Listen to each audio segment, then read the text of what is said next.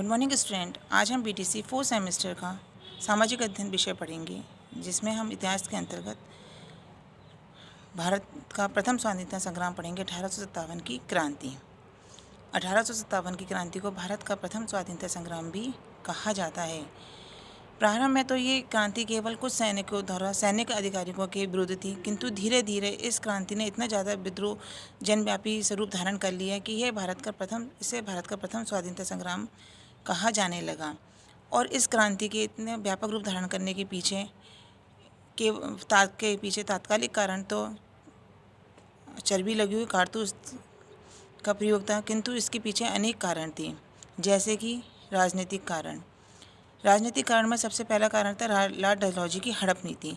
Lord Dalhousie ने ये नीति चलाई थी कि अगर किसी राजा की अपनी खुद की संतान नहीं होगी तो उसके दत्तक पुत्र को उसके राज्य का उत्तराधिकारी नहीं माना जाएगा और उसके राज्य को अंग्रेजी शासन में मिला दिया जाएगा। दूसरी थी कुशासन का आरोप। अंग्रेज सरकार किसी भी राज्य पर कुशासन का आरोप लगाते हुए उसके राज्य को अपने शासन में मिला सकती थी। अंग्रेज सरकार द्वारा राजाओं को मिलने वाली पेंशन व उपाधियों का अंत कर दिया गया था, जिससे सभी राजाओं के अंदर अंग्रेज शासन के खिलाफ एक विद्रोह की भावना पैदा हो गई थी।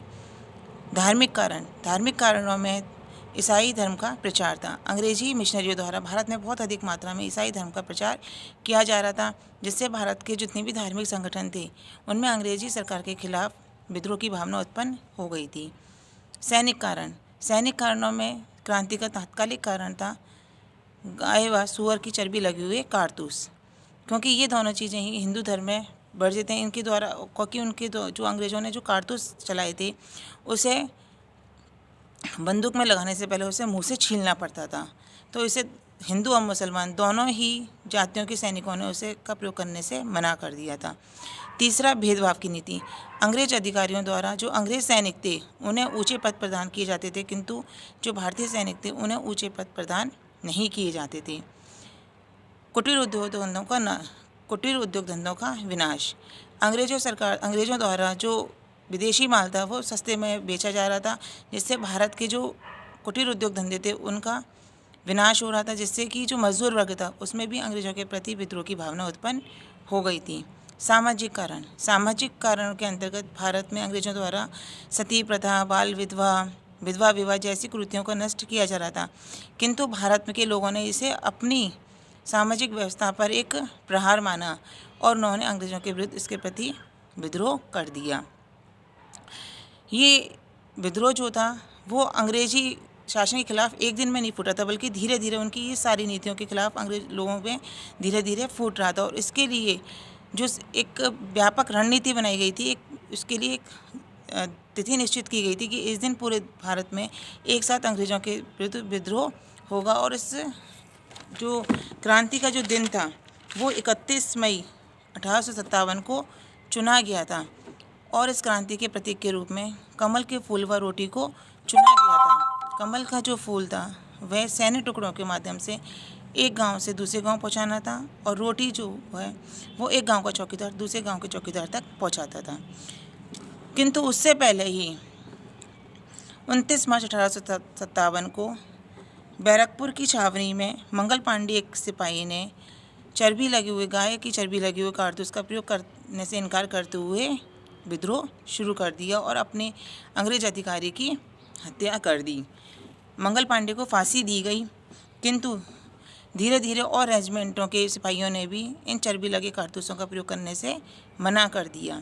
10 मई 1857 को मेरठ की 47वीं रेजिमेंट की पैदल सैन्य टुकड़ी ने चर्बी लगे कारतूस का प्रयोग करने से इनकार करते हुए अपनी छावनी के सभी अंग्रेज अधिकारियों की हत्या कर दी।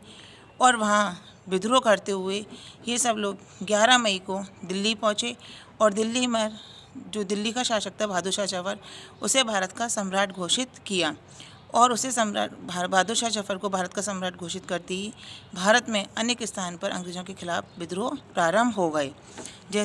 और इन विद्रोह का प्रारंभ अलग अलग जगह पर अलग अलग लोगों ने किया। जैसे झांसी में विद्रोह का नेतृत्व गंगाधर राव की विधवा पत्नी रानी लक्ष्मीबाई ने किया, क्योंकि उसके शासन को डॉक्ट्रिन ऑफ लैप्स की नीति के तहत अंग्रेज साम्राज्य में मिला लिया गया था।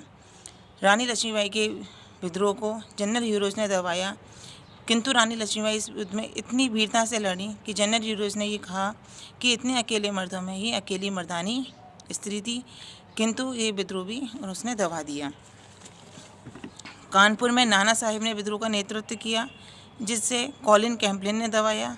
लखनऊ में बेगम हजरत महल ने विद्रोह का नेतृत्व किया, जिनके शासन को कुशासन के आरोप लगाकर अंग्रेज़ों ने अपने अधीन कर लिया था।